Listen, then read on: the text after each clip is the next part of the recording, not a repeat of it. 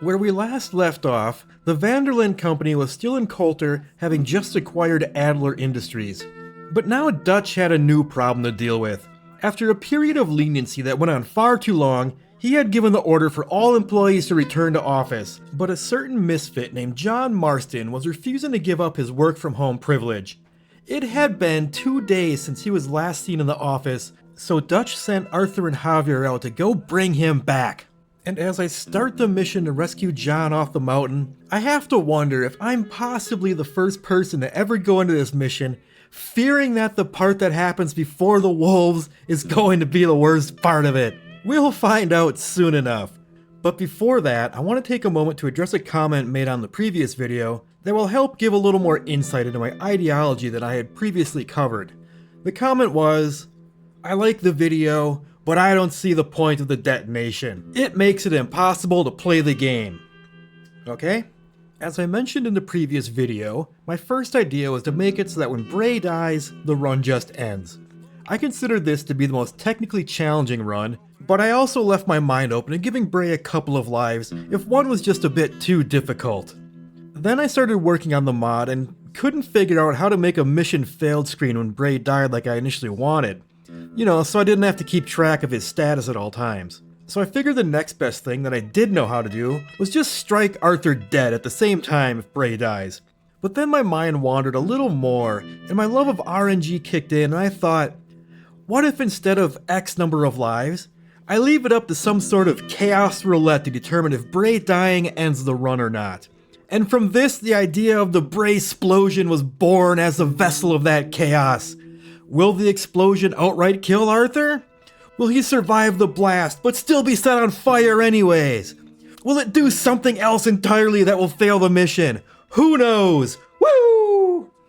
See, I don't care much about trying to compete by accomplishing a technical feat in the way that a hardened speedrunner might. The way I view things around here is that the challenges I come up with are mainly to get me in some new situations, solve some new puzzles, create unique narratives, and generate comedy that might never have happened while playing the game as the developers intended. And I don't mind occasionally having to suffer for your entertainment in the process. But at the end of the day, the explosions are just fucking funny. Red Dead if it were directed by Michael Bay or some shit. And from what I've seen so far, they give me joy by adding so much chaos that 100% fits my content mission in a way that an old-timey, non-detonating corpse ever could. But as for making the game impossible, well, that's what we're here to find out, aren't we? Yes, science! And if I ever do get sufficiently blocked at any point and can't figure out a path forward, there is always the truce button I can invoke to keep things moving. With that out of the way, it looks like Javier and Arthur have reached the top of the mountain while looking for John. Whoa! John was riding that horse when we left Blackwater. Let's see if he can hear us.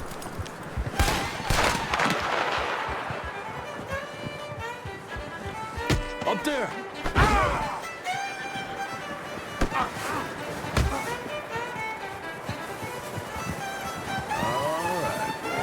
Hey, stay on these tracks, come on!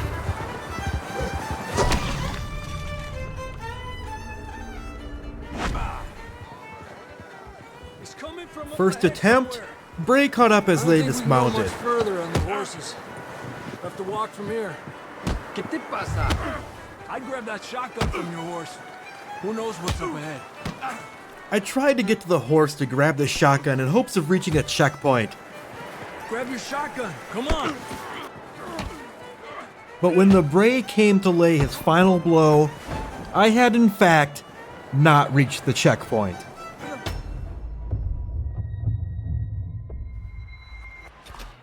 Let's see if he can hear us. Another ride to the top, and Arthur was able to dismount and get the shotgun out without being bothered. If you're unfamiliar with Red Dead, the reason I feared this part of the mission is that it is a basic walking and obstacle traversal tutorial. And what I've been made aware of already is that the parts of the mission that block my ability to run are the parts of the mission where Bray gets a huge advantage. As expected, Bray caught up and got to business. But since I'm not playing with a single Bray life, and that cliff looked plenty steep enough to get out of the blast radius, Arthur just gave him a little yeet. Come on, Arthur.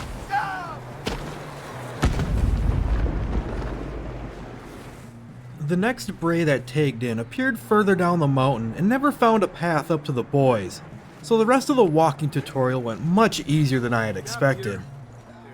John was talked into coming back to the office and the boys started hauling him to the horses. As expected, the wolves made their presence known. And as not expected, Bray walked up to John and gave him one single thump to the side of the head before turning around and slowly walking away. Was he just trying to send some sort of message, huh? But that was about it for this mission. Bray didn't have any more impact than that. But afterwards, he was seen loitering around Colter and was causing the next missions to be locked. Arthur went to go deal with him, but before he had a chance to do so, some other unknown member of the gang took control of the situation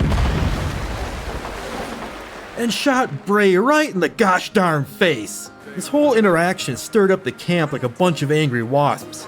Even John with his grievous face wound got out of bed to help protect the corporation. And while Bill took part in the action, Mr. Pearson didn't, so it was decided that his mission would be next.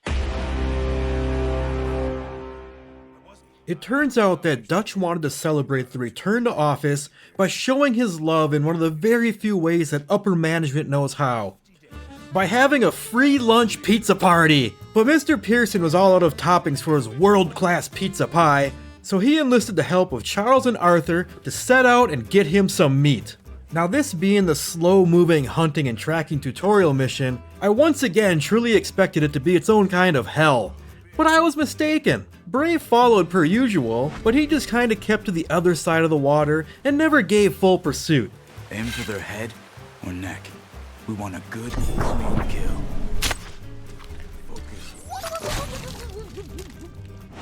I thought maybe the water was interfering with the pathfinding or something, but I think what actually happened is that the entire mission up until collecting the deer was one of those scripted events that causes combatants to stand down at the moment because as soon as the deer was on the horse, it was game on.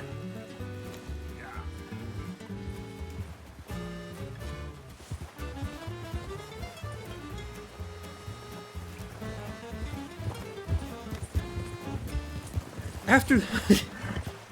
Put it on the horse! Oh my god, Charles.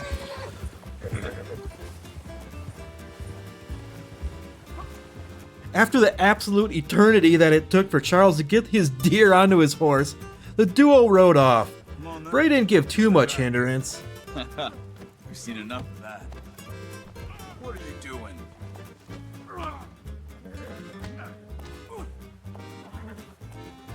Until the forced slowdown section where the bear is observed. However, after he pulled Arthur off his horse 3 times,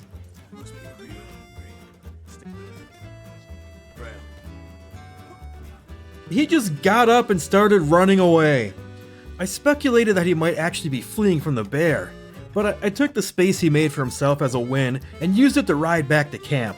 All the difficulty that I had anticipated during this mission never came to fruition. And as I threw the deer on the floor at the last possible moment to taunt Bray, to let him know that he lost this time, I was still woefully unaware that the shit had yet to hit the fan. Mind helping me with the skinning, Mr. Morgan? It's easier if we do it together. Do I get to skin you? You're always one with the jokes, aren't you? Come on. This really isn't a job for a man with a burnt hand. I'll see you both later. You skinned that one, did you? Dumped on the floor there. I forgot that I needed to skin the deer to trigger the final mission cinematic, so I found myself once again in another fist fight where Arthur wasn't allowed to throw punches back. I was able to do a chokehold, but no fists, and Mr. Pearson, he just acted oblivious. But the others in the camp took notice and started opening fire on Bray.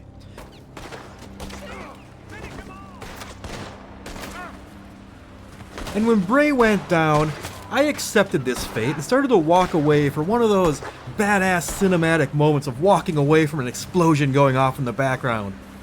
Except...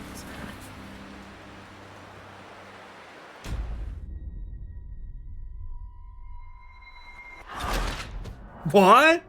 Someone shot Charles's horse instead? Oh!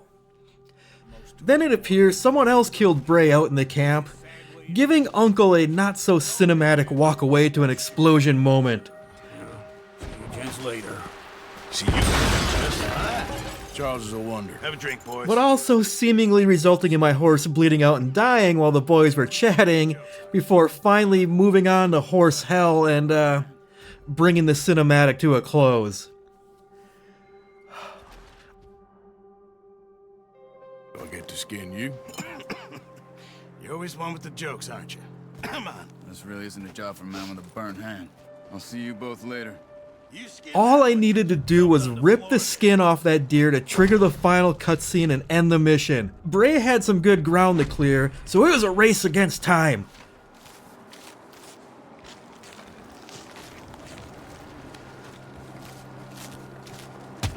Which Arthur lost by a photo finish. And without the deer to skin again, this effectively soft-locked the mission, so Arthur had to die. Hurry up! I want to get this meat in the pot.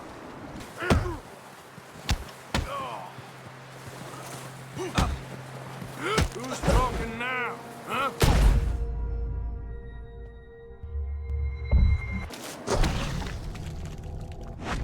On the next loop, Arthur managed to complete the skinning in time to kick off the final cinematic. Not too bad, Mr. Morgan. Yeah. But Bray was once again in the camp, and the hive came alive.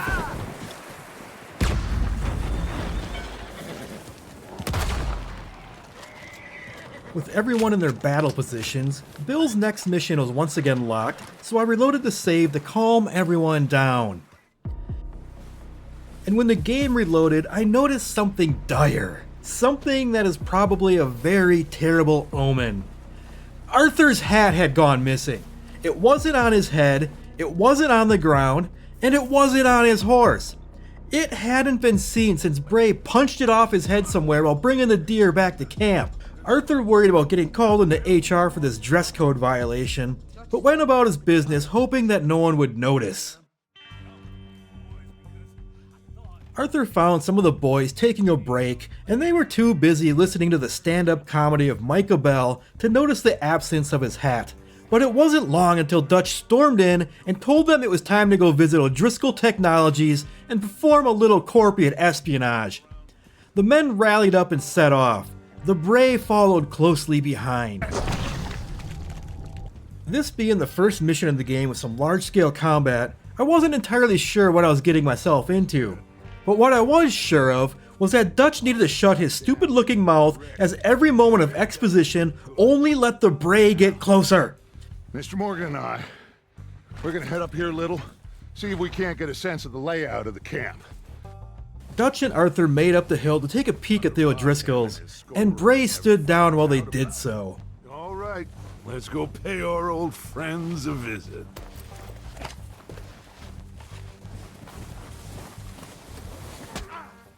Learning from before, I gave Bray another wee little shove off this wee little cliff. Not enough to explode him, but enough for a head start to grab the gun off the horse. But that didn't matter as Bray's silent partner got his tentacle around Arthur. A partner named Forced Walking. Whenever Arthur can't run and Bray can, a bad time will be had. And this was no exception. Let's get moving.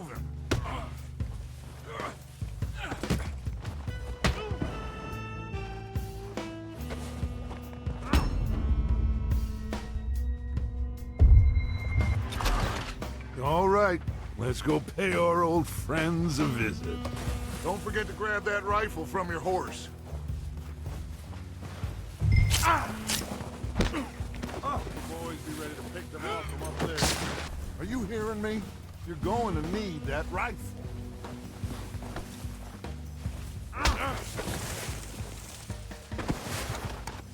Quick, grab that repeater and let's get moving.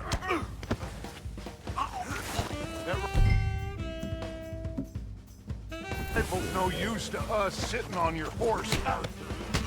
Good. Come on, let's go. All right, leave it then. We've wasted enough time. Let's just go.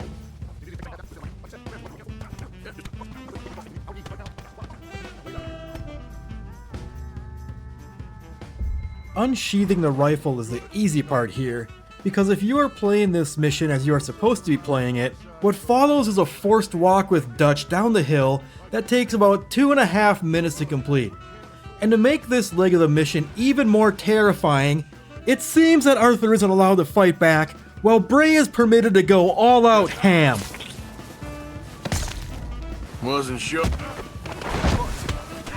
Arthur, have you completely lost faith in me?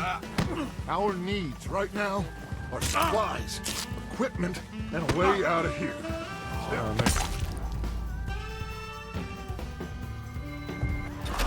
After a few attempts of barely making it anywhere, I took a deep breath and thought, fine, I'm just gonna shoot him and watch things explode.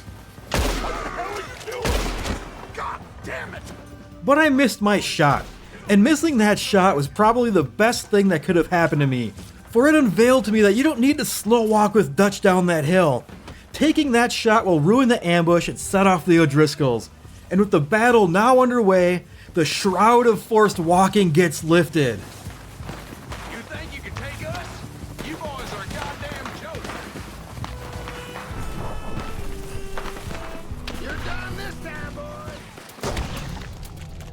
They may have killed Micah, but that's fine by me as it triggered the next checkpoint, and Arthur was now down in the town on respawn while Bray was still working his way down the hill. Yeehaw! Walked away.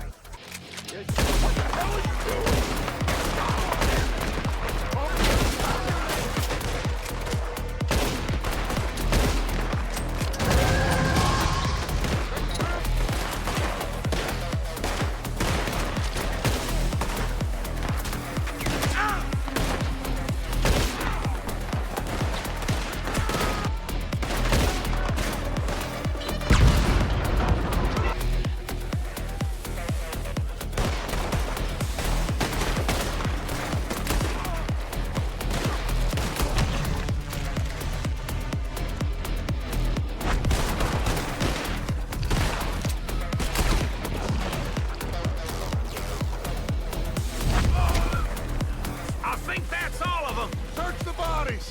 Strip everything we can from them!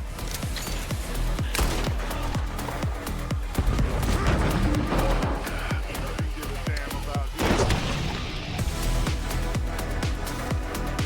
Oh shit! Look out! More of the bastards coming out of the trees!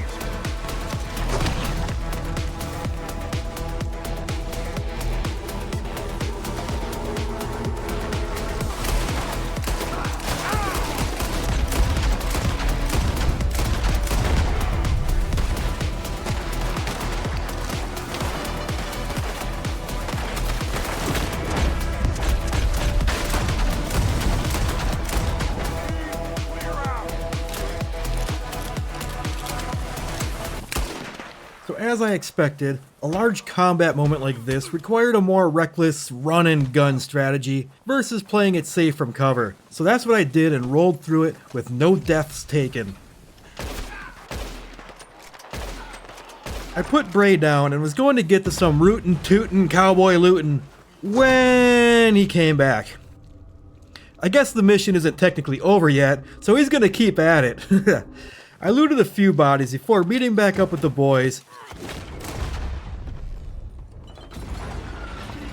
and heading home after some good old-fashioned corporate espionage. And oh yeah, Bray didn't add any trouble while I interviewed Kieran for his internship either. But now it was time for Arthur to get some well-needed rest. Okay.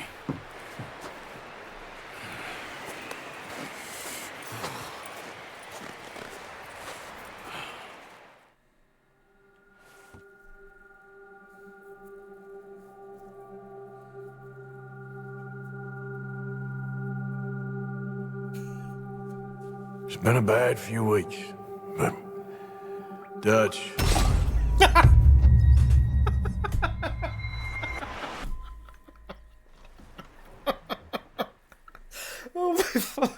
I thought you was reading him his last rites.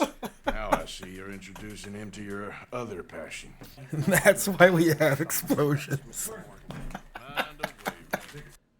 The data they had stolen from O'Driscoll Technologies pointed the finger at a venture capitalist named Leviticus Cornwall A man who had his own finger firmly inserted into many of the other great corporations and even some smaller startups in the country. And the data revealed he was shipping some new technology prototypes through the area soon via train. Dutch wanted those prototypes for himself, whatever they may be, so the corporate goons prepared to ride out and take them by force if need be.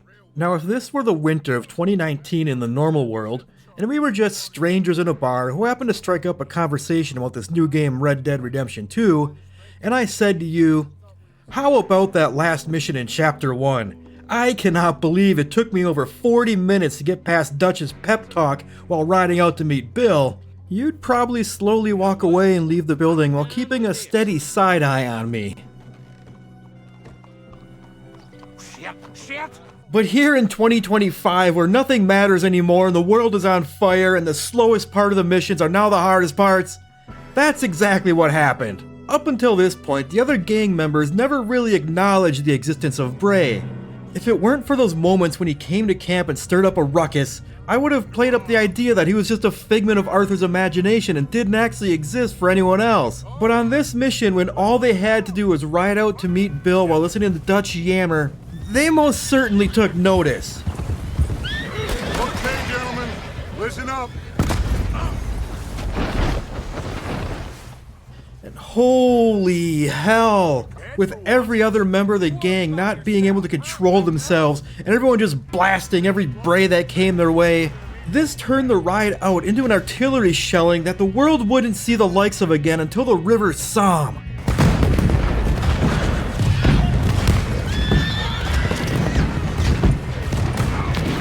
Yeah. 18 detonated Brays later, and one finally got close enough to take out Micah's horse.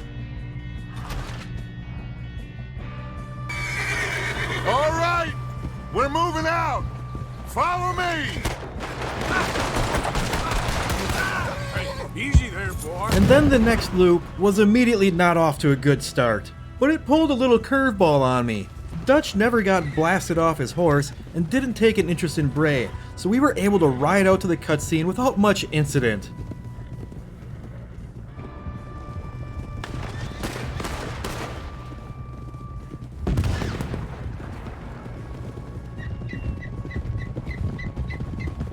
But that only covers about half of the ride, so this hell wasn't over yet.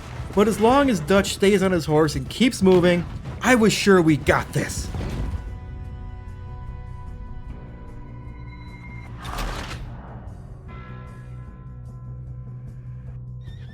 Damn it! I really thought that cinematic would have triggered a checkpoint. Well, back to square one. Is everyone clear on what they're doing? Yep. Crystal.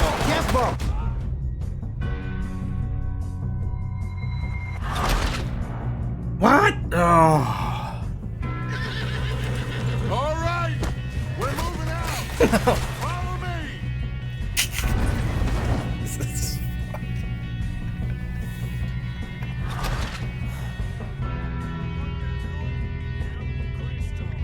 Amazingly, I achieved a ride out of the first section with no interruptions.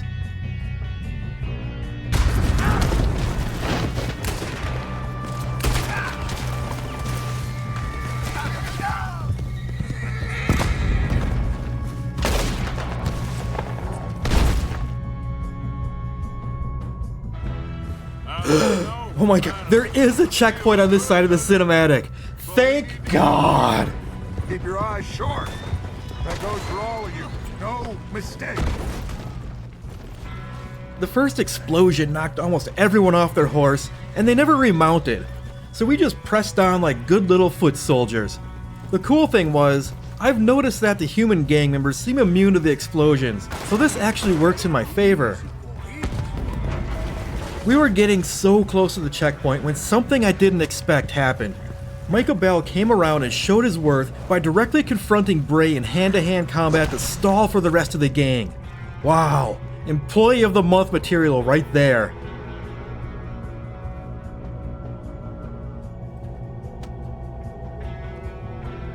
And he was doing a good job holding him off, just so long as Bray doesn't do a Voorhees warp or something stupid like that. There's the water tower. Hold up here on the ridge. No! Fuck. Ah! So close. So close.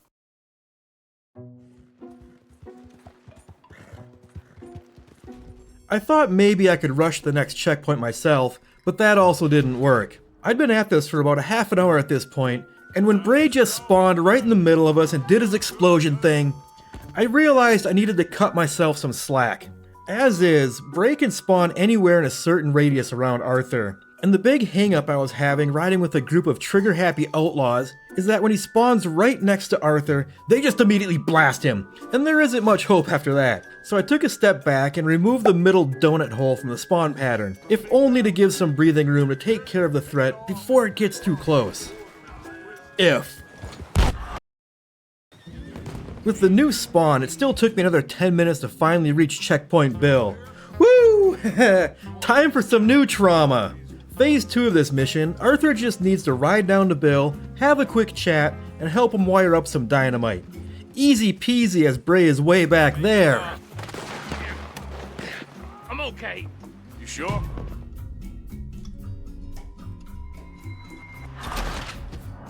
I got my hands on the wire and started unspooling.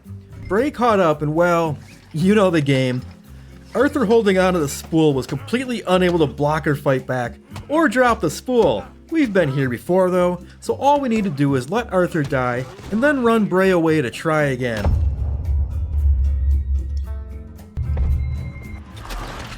Damn it, touching the spool is a checkpoint. So being trapped in a wire spool and Bray Fist death loop, I either had to restart the entire mission, or give in and press the skedaddle button.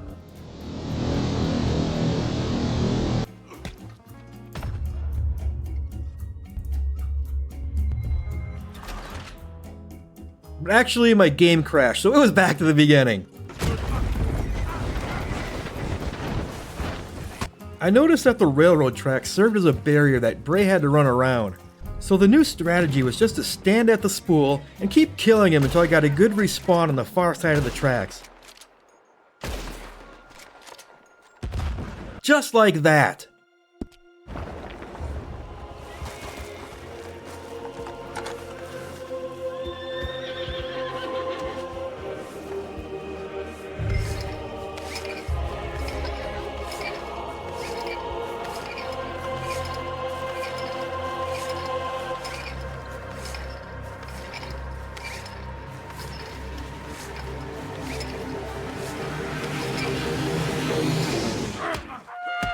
Ah!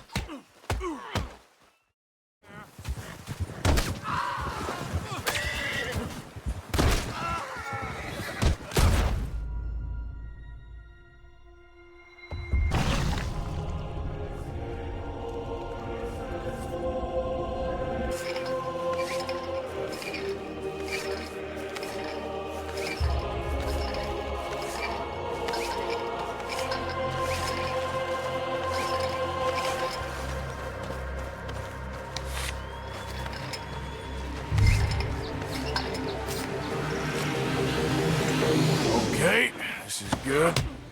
And just like that, we finally reached the action-packed part of this mission. All I needed to do was jump on the train, something I managed to goof up myself without any Bray interference.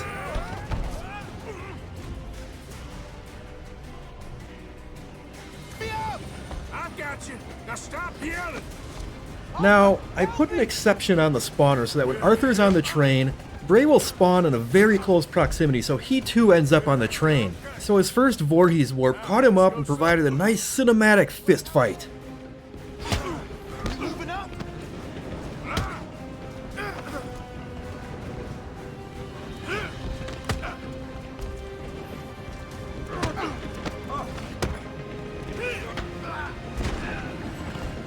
But the Bray plus train collision wasn't quite perfect, so sometimes he would be there putting the pressure on, and sometimes he'd just... Well, I hooked up the wire, but we won't mention that.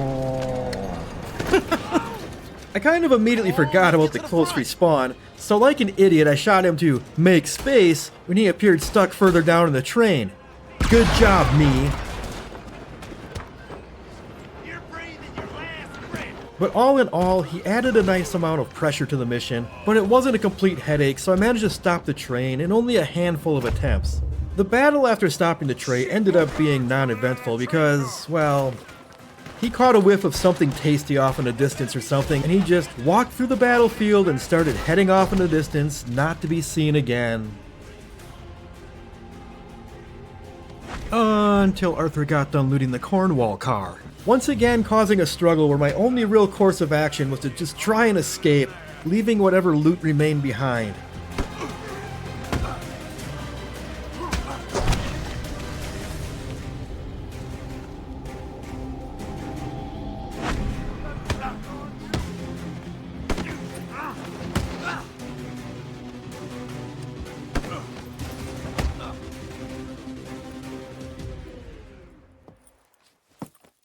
What did you find? These bonds. They worth anything? Oh, sure.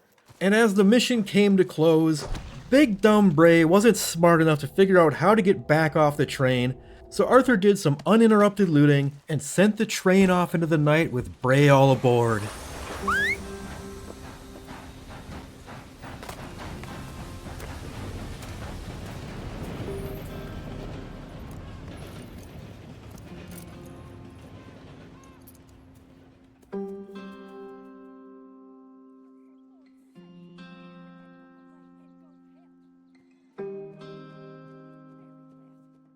And so with the new technology now in company hands, and Arthur having found his missing hat, it was time for the Vanderlyn Company to relocate to a new office space.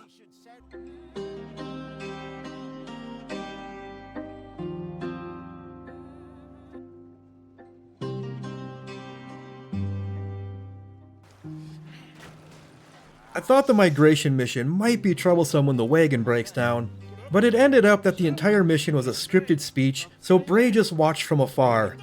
The only real deviation from the norm was when I ran over a horse. Long story. Use the reins, damn it!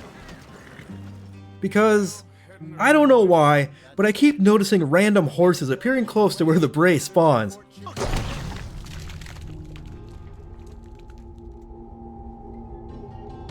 This is not something I've intentionally added, but the lore implications are kind of terrifying. Could this mystery horse mean that Bray is actually enlisting the help of a necroprancer, casting the darkest of horse magics to keep bringing him back to life? Something to think on. But that's all for now. Colter has been defeated, and is now on to Horseshoe Overlook, where I'm sure everything will be just peachy.